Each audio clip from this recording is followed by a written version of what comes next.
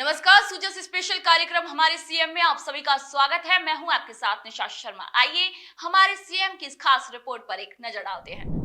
CM Shri Bhajanlal Sharma की अध्यक्षता में जयपुर स्थित मुख्यमंत्री कार्यालय में कैबिनेट की बैठक हुई, जिसमें कई जनहित और प्रशासनिक फैसलों को मंजूरी दी गई। बैठक में नगरीय विकास, मेडिकल टूरिज्म, सरकारी भर्ती और कर्मचारी सेवा नियमों को लेकर भी कई महत्वपूर्ण निर्णय लिए गए। कैबिनेट बैठक के बाद deputy CM doctor Premchand Bairwa, संसदीय कार्य मंत्री श्री जोगाराम पटेल और खाद्य एवं नागरिक आपूर्ति मंत्री श्री सुमित गोदारा ने मीडिया को संबोधित किया। Deputy CM doctor Premchand Bairwa ने प्रेस कॉन्फ्रेंस में बताया कि कर्मचारियों की पदोन्नति में जरूरी अनुभव की शर्त में 2 साल की छूट दी जाएगी। ये छूट उन कर्मचारियों को मिलेगी जिन्होंने पहले कभी इसका लाभ नहीं लिया। ये नियम कृषि, पशुपालन, शिक्षा और अनुकंपा नियुक्तियों पर भी लागू होगा। साथ ही यूजीसी नियमों के तहत शिक्षकों को पदोन्नति का भी लाभ मिलेगा। आज माननीय मुख्यमंत्री श्री भजनलाल शर्मा जी की अध्यक्षता में मंत्रिमंडल की बैठक आयोजित की गई, जिसमें नियोजित नगरीय विकास को प्रोत्साहन देना, मेडिकल टूरिज्म को बढ़ावा देने, अक्षय ऊर्जा सहित अन्य विकास ऊर्जा क्षेत्र में कर्मचारी कल्याण एवं विभिन्न संवर्गों के कर्मचारियों के लिए पदोन्नति के अतिरिक्त अवसर उपलब्ध करवाने से जुड़े महत्वपूर्ण फैसले आज लिए गए हैं। मंत्रिमंडल ने कार्मिकों के हित में को ध्यान में रखते हुए वर्ष 2025-26 में पदोन्नति हेतु नीचे के पद पर वांछित अनुभव अथवा सेवा अवधि 2 वर्ष का शीतलन दिए जाने का निर्णय लिया गया है। शासन सचिवालय सेवा मंत्रालय कर्मचारी संवर्ग के कार्मिकों को पदोन्नति में समुचित अवसर उपलब्ध कराने के उद्देश्य से राजस्थान सेवा नियम 1954 में संशोधन आज मंत्रिमंडल की बैठक में अनुमोदन किया गया है। इस संशोधन के अनुसार वरिष्ठ उप शासन सचिव एवं उप शासन सचिव पदों के लिए निर्धारित अनुपात 13:10 के स्थान पर 16:10 संशोधन किया जाएगा। संसदीय कार्य मंत्री श्री जोगाराम पटेल ने बताया है कि सरकार का लक्ष्य अगले 4 वर्षों में 4 लाख नौकरियां देने का है।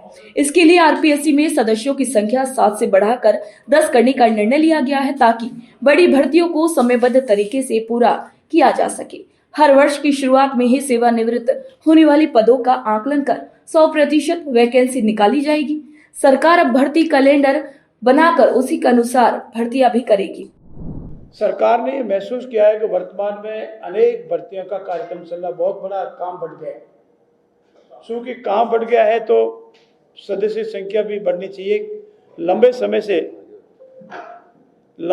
से सदस्य संख्या नहीं बढ़ी थी, इसीलिए जो वर्तमान में अध्यक्ष के अलावा 7 सदस्य है उसकी संख्या बढ़ा करके 10 करने का आज हमने निर्णय लिया है। और भविष्य में विधिवत कार्रवाई के उपरांत 7 सदस्यों के स्थान पर 10 सदस्य होंगे।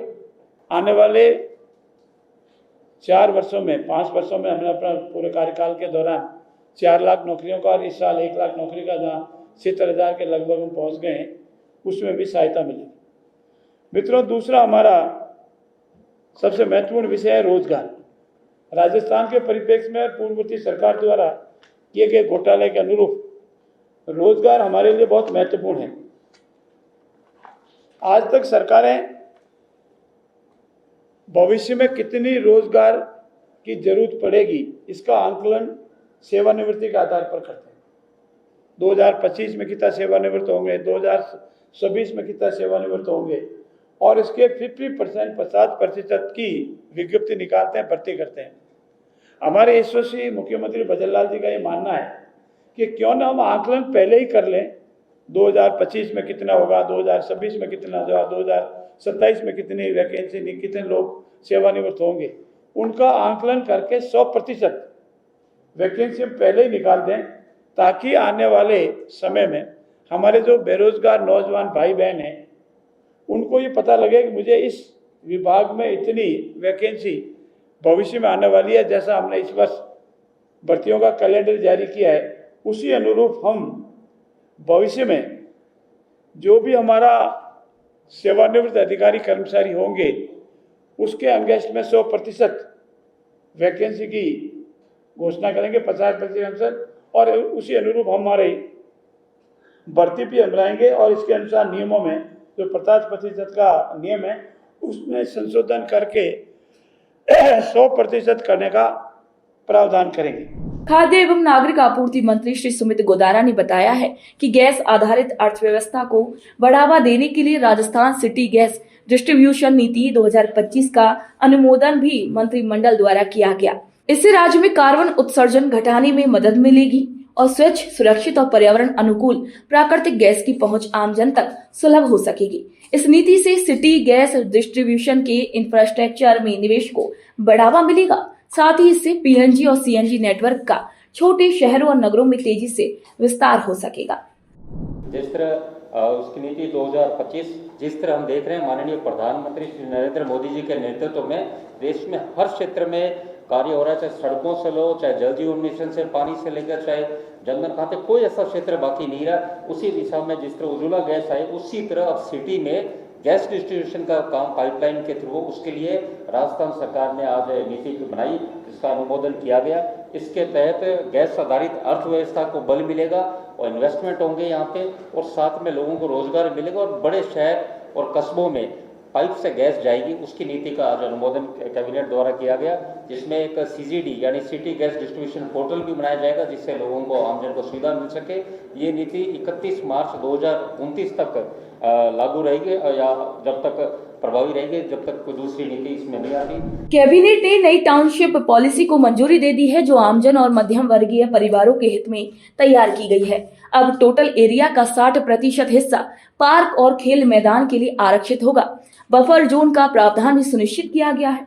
इस टाउनशिप योजना की राज्य स्तरीय निगरानी समिति निगरानी करेगी ताकि पारदर्शिता बनी रहे। आवास के साथ सार्वजनिक हित की प्राथमिकताएं भी सुनिश्चित की जाएंगी। मुख्यमंत्री श्री भजनलाल शर्मा की अध्यक्षता में ऊर्जा नीति और मेडिकल टूरिज्म से जुड़े कई फैसले लिए गए।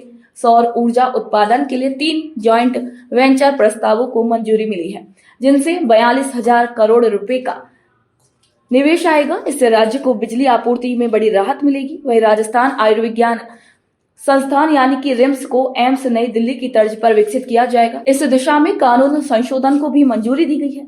साथ ही ग्रीन राजस्थान नीति को भी स्वीकृति दी गई है। कैबिनेट बैठक में प्रदेश के कई महाविद्यालयों के नाम बदलने को भी मंजूरी दी गई है।